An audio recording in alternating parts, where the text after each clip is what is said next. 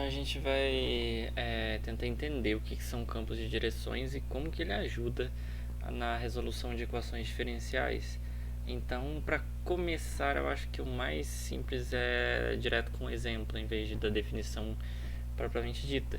Então, vamos supor que a gente tem uma equação diferencial desse tipo, ou seja, a derivada de y em relação a x é a função x² menos x menos 2. Então, no fundo, o que a gente está se perguntando aqui é qual função que derivando eu encontro a função da direita. Ou seja, agora a solução da equação não é um número igual a uma equação do primeiro grau. Vai ser uma função toda, ou seja, toda função que satisfazer a igualdade vai ser a solução da equação diferencial, e não apenas um número. Então, a ideia é resolver, mas como que a gente pode representar graficamente isso aqui e como que isso vai nos ajudar a ter uma intuição a respeito do que é a solução da equação diferencial. Então, vamos jogar valores numéricos. Então, vamos supor que a gente possa fazer um gráfico de y por x. Então, a gente vai fazer um gráfico de y por x e vamos começar pegando o ponto 0, 1, ou seja, x igual a 0, y igual a 1. Quando a gente bota esse valor na equação, como não depende de y, depende apenas de x, botando x igual a 0, vai dar dy dx igual a menos 2. O que isso quer dizer? Quer dizer que o coeficiente angular da reta tangente à minha curva no ponto 0 e 1 tem coeficiente angular menos 2. Faz sentido? Por quê? Porque a derivada de uma curva é o coeficiente angular da reta tangente no ponto, certo? Então, no ponto 0, 1, o coeficiente angular da reta tangente tem valor menos 2. Então, a gente sabe para que direção aponta a reta tangente no ponto 0 e 1. Ou seja, eu poderia fazer o gráfico de y no x e no ponto 0, 1 eu botaria o valor da reta tangente, ou seja, o valor do coeficiente angular da reta tangente, só que eu posso fazer melhor do que isso e posso botar diretamente o vetor tangente normalizado. Então eu peguei o vetor de módulo 1 e com o coeficiente angular menos 2 e associei ao ponto 0, 1, certo? E eu poderia continuar fazendo isso. Se eu for calcular para o ponto P 1 em 1, vai dar o mesmo valor, né? Porque não está dependendo aqui de y, mas no caso que eu mantive o y constante e variei o x, para P igual a 1 em 1, se a gente for calcular, 1 ao quadrado menos 1, 0, menos 2, continua dando menos 2. Então no ponto 1 em 1, o coeficiente angular da reta tangente é igual ao anterior, ou seja, a reta tangente tem a mesma declividade, então o vetor normalizado tem a mesma direção, então a gente ficaria com isso daqui, certo? Então no ponto 1 em 1, isso é que acontece. E eu posso continuar desenhando esse valor. Se eu pegar o ponto, por exemplo, para x igual a 1, y igual a 2, como não depende de y, depende apenas de x, para todos os valores para o mesmo x vai dar a mesma coisa, né? Calculando para x igual a 1, y igual a 2, vai dar menos 2, que continua igual. E assim eu posso fazer para todos os valores de x igual a 1, que vai dar menos 2 sempre, né? Então, na reta, sobre a reta x igual a 1, o coeficiente angular de todos os vetores tangentes vai ser menos 2, né? Então, isso aqui que seria a representação. E eu posso continuar, se eu pegar, por exemplo, agora o caso de x igual a 3 e jogar no cálculo, fica 3 ao quadrado, né? Aqui 3 ao quadrado menos 3 menos 2, fica 4, né? Então, dy dx, no caso de x igual a 3, fica 4. Ou seja, em todos os valores de x igual a 4, o coeficiente angular tem o valor sendo 4. Então, é positivo e a reta tangente tem mais ou menos essa direção aqui, né? E eu poderia fazer isso para cada ponto e no fundo eu vou acabar com uma representação de vetores tangentes e a gente chama isso de campo de direções, porque para cada ponto eu aponto a direção para qual a curva está se alterando para aquela determinada função. Então, um exemplo bem legal aqui seria para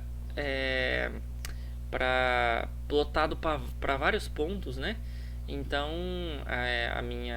o meu campo de direções é esse aqui, e para cada ponto eu associei aqui o segmentozinho de reta, que seria o vetor. E, bom, vamos supor que a gente já sabe resolver essa equação. Não é muito difícil, supondo que a gente sabe integrar, né? Então eu sei que a solução disso aqui vai ser x ao cubo sobre 3, menos x ao quadrado sobre 2, menos 2x mais uma constante. Ou seja, cada constante faz o gráfico transladar para cima ou para baixo, e cada uma desses níveis, de certa forma, vai ser uma dessas curvas. Então eu vou ter infinitas curvas que satisfazem isso, e por isso que eu tenho infinitos vetores, né? E aqui eu representei em azul escuro a constante sendo igual a 4. Então quando a constante é igual a 4, tem essa curva. E essa curva azul está representada. E olha que interessante.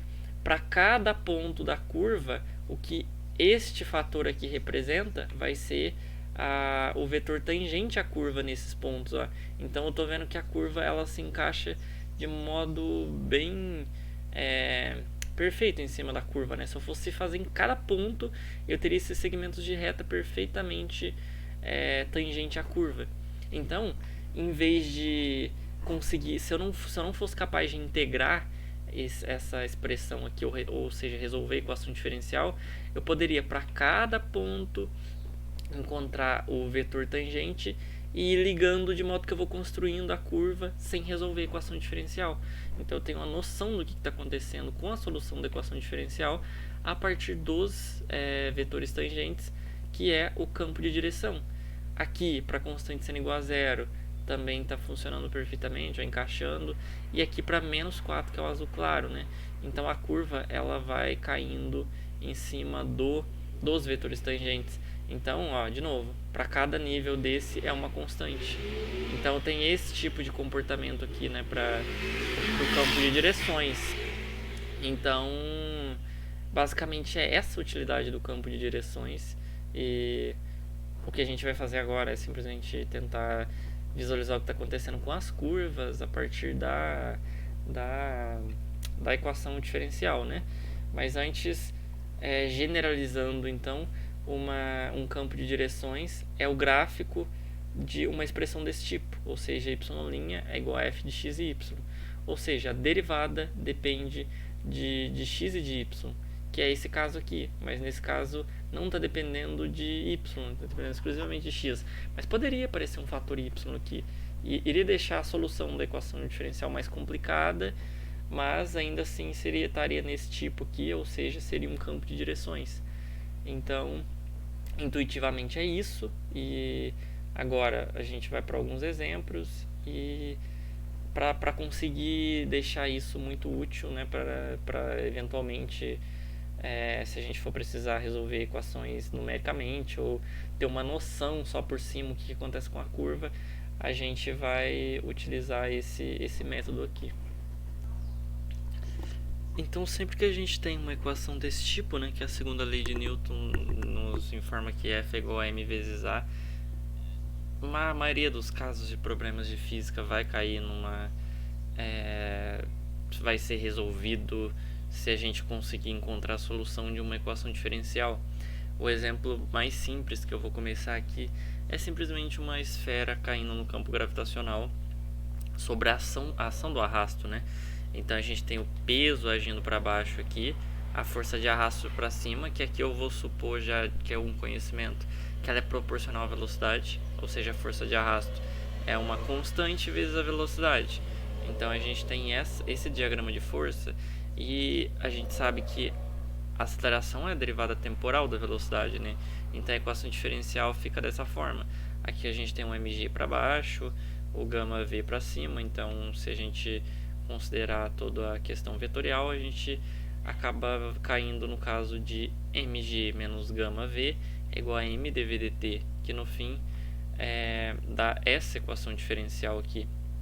Então, no fundo, se eu quero encontrar como que a velocidade varia como é a velocidade, na verdade, em cada posição, eu consigo construir um gráfico da velocidade em cada posição a partir da solução da equação diferencial, ou seja, a ideia aqui é encontrar a função cuja derivada é isso aqui, ou seja, a função velocidade da expressão.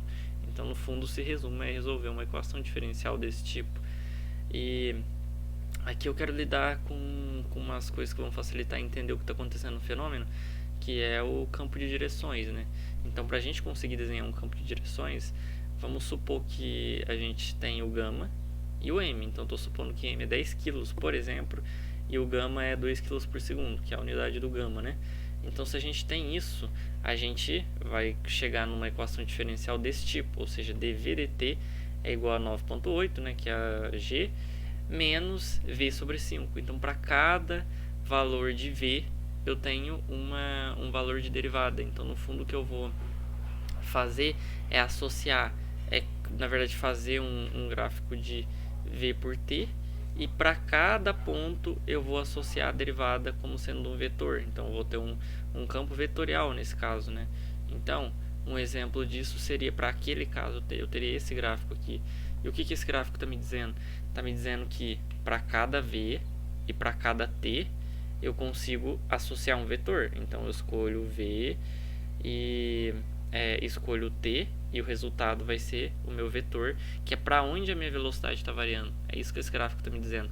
Se a gente pegar, por exemplo, a velocidade aqui sendo mais ou menos 49, né? Mais ou menos 49.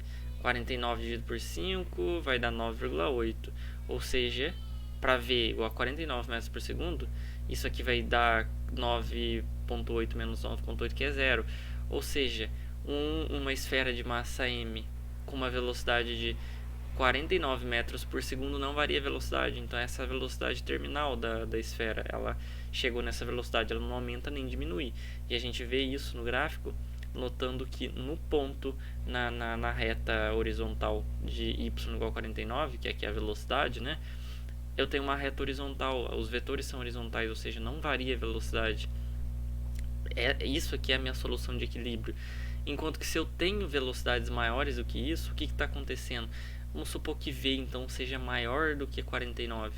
Nesse caso, o arrasto, que sendo proporcional à velocidade, fica maior que o peso, e a resultante vai ser uma força para cima que desacelera a bola, a esfera, portanto ela vai perdendo velocidade até chegar na solução de equilíbrio. Da mesma forma, se a velocidade dela for menor do que isso, o peso é constante, e o que vai acontecer aqui se a velocidade for menor do que 49, o peso é maior do que a força de arrasto, de modo que a aceleração resultante é para baixo, ela vai ganhando velocidade até também chegar na solução de equilíbrio, que está no 49. Então, esse gráfico aqui ele diz muito sobre o comportamento da equação diferencial. Ele é importante porque a gente consegue entender o que está acontecendo com o gráfico e com a nossa solução. Dá para ter uma ideia muito boa a partir desse campo de direções. Então, é uma ferramenta bem importante, e a gente vai para alguns exemplos. Só que antes, no fundo, o que eu tenho é que dy dt é uma função que depende de t e de y, né? Aqui eu tenho vetores que são derivadas, então para cada ponto de t e para cada ponto de y, então isso depende de y e de t. Então dy dt é uma função de t e de y, uma função de duas variáveis. E aqui a gente vai para mais alguns exemplos. Vamos supor esse caso, que é dy dt, ou y' é igual a 3 menos 2y. Então, o que acontece o que seria, né, o campo de direções dessa equação diferencial? Se a gente tomasse, por exemplo, o y sendo 3 meios, seria 3 meios vezes 2, menos 3 com menos 3, 0. Então, a gente espera que para y igual a 3 meios, a derivada seja 0. Então, onde y é igual a 3 meios, que é 1,5, esses vetores tendem a ficar horizontal, certo? Conforme eu vou aumentando o valor de y, esse termo que é negativo vai ficando cada vez mais negativo, e minha derivada fica cada vez mais negativa. E dizer que a derivada fica cada vez mais negativa significa que o vetor tangente fica cada vez mais vertical, apontando para baixo, né? Então, conforme eu vou subindo, eles vão apontando cada vez mais para baixo, certo? E aqui não está dependendo de t, né? De modo que todo mundo aqui na linha horizontal tenha a mesma forma, né? De certa forma. E conforme eu vou ficando cada vez mais negativo, esse termo fica cada vez mais positivo, de modo que a derivada fica cada vez mais positiva. Isso significa que ela fica cada vez mais vertical, só que apontando para cima, né? Mas todo mundo vai tendendo a solução de equilíbrio, que é o meio aqui, né? Ou seja, está se aproximando de meio. Agora, esse caso aqui, ele já inverte as coisas, né? O sinal troca. E o que está acontecendo é que também, se a gente pegar y igual a 3 meios dá zero, ou seja, é a solução de equilíbrio, mas conforme eu vou crescendo o valor de y, isso aqui fica cada vez mais positivo. Então, a derivada tende a ficar cada vez mais vertical e apontando para cima. E analogamente para baixo, né? Só que fica cada vez mais negativa. De modo que a solução simplesmente tende a se afastar da solução de equilíbrio. Então essa é a diferença entre essas duas. São bem parecidas, porém a diferença aqui é que aqui está se aproximando da solução de equilíbrio e aqui está se afastando da solução de equilíbrio. Bom, eu vou para um exemplo bem simples, que é uma equação diferencial que é até fácil de se integrar, de ser resolvida, né? Mas acho que vai ser um bom exercício para se pensar o que está acontecendo. Eu sei que não está dependendo de y, certo? Portanto, conforme eu vou variando, eu mantenho x fixo, vario y, o valor é o mesmo, portanto, o vetor tem a mesma direção. Então, para x igual a zero, quando x em toda a reta x igual a zero, para todo y, eu vou ter vetores horizontais, né? Porque a derivada é zero. Conforme eu vou crescendo x, ele vai ficando cada vez mais vertical, apontando para cima. E o mesmo vale à esquerda, né? O mesmo está valendo à esquerda, por causa do quadrado aqui, a esquerda é de zero, né?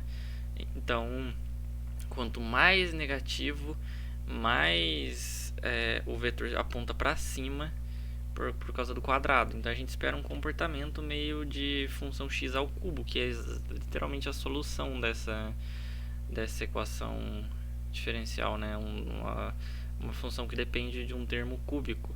Então, para x igual a zero, a gente espera os vetores sendo todos horizontais, né?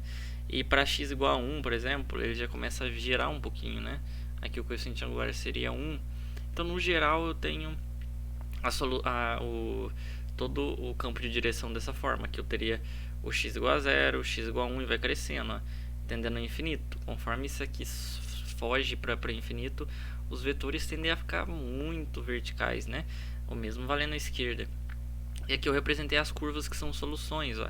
Então aqui seria x ao cubo sobre 3, aqui x ao cubo sobre 3 mais 1, x ao cubo sobre 3 mais 2, e assim por diante. Então, para cada constante que sobra depois da integração, eu vou seguir uma dessas curvas aqui, né? Então, é uma família de curvas. Então, isso aqui seria a representação de campos de direções para essa equação diferencial. E vamos para mais alguns exemplos, né? Para ficar tudo bem definidinho. E agora aqui não está dependendo de x mais, né? Está dependendo apenas de y. Ou seja, para cada x, ou seja, numa linha horizontal, eu tenho os vetores apontando na mesma direção e sentido. Só vai variar conforme eu vou andando em y, né? Então eu sei que aqui, ó, em menos 3 meios, a derivada é zero. Então a gente espera que em menos 3 meio os vetores ficam todos horizontais. Conforme o y vai crescendo, ele vai ficando cada vez mais positivo, ou seja, cada vez mais vertical e apontando para cima. E conforme eu decresço, a derivada fica cada vez mais negativa, ou seja, vai ficando cada vez mais vertical, só que apontando para baixo, né? Então, é o que a gente espera, ó. Aqui tem a solução de equilíbrio, para baixo da solução de equilíbrio fica cada vez mais negativa e apontando para baixo, e acima fica cada vez mais positiva e apontando para cima. E aqui eu representei duas soluções para a equação diferencial, que por hora a gente não sabe resolver essa equação diferencial, mas eu representei aqui e no futuro a gente vai voltar e vai resolver essa equação diferencial e ver que de fato essa curva aqui é a solução dessa equação diferencial. E agora para mais um caso, né, que é essencialmente a mesma forma de se pensar. Para a solução aqui fica em meio, né, certo? Em meio aqui vai dar, na verdade, menos meio, né? Em menos meio fica zero, então a solução de equilíbrio é menos meio. E conforme o y cresce, vai ficando cada vez mais negativo, apontando para baixo. E conforme o y decresce, cada vez mais vertical, apontando para cima, né? Então, mais um exemplo Agora a função está dependendo de t de y, então a gente não vai ter os vetores com declividade constantes ou no eixo x ou no eixo y, né? Então é um pouquinho mais complicado de prever, mas também tudo se resume a calcular o valor para t e para y num dado ponto e desenhar o campo de direção. Então esse aqui é algo que se parece com isso, e eu de novo representei duas curvas das famílias de curvas, porque dá para resolver essa equação diferencial e a gente vai fazer isso em breve. O próximo exemplo é um pouquinho diferente desse e, assim, intuitivamente olhando, aqui a gente não tem a presença do seno, então você pode até pensar que talvez seja mais simples, né, do que a 3, pelo menos para se resolver, né? Mas não, porque aqui a gente tem o termo quadrático ali que faz com que essa equação diferencial deixe de ser linear, né? Então, para resolver isso aqui é muito mais complicado. Então, eu nem sequer me deu o trabalho de tentar traçar alguma curva, mas já ajudaria. Eu já teria uma intuição de como é que eu faria se eu fosse viajar aqui fosse tentar encontrar uma função cuja derivada fosse algo parecido com isso, né? Mas o campo de direção se parece com algo assim, então já seria útil para tentar entender o comportamento da solução, já que a gente vai ter bastante dificuldade para resolver uma equação desse tipo, né? Então, por hora é isso, e em seguida eu vou começar a resolver algumas equações diferenciais mais simples, depois eu vou tratar das de primeira ordem com variáveis separáveis, e enfim, a gente vai construindo então a teoria a respeito das EDOs.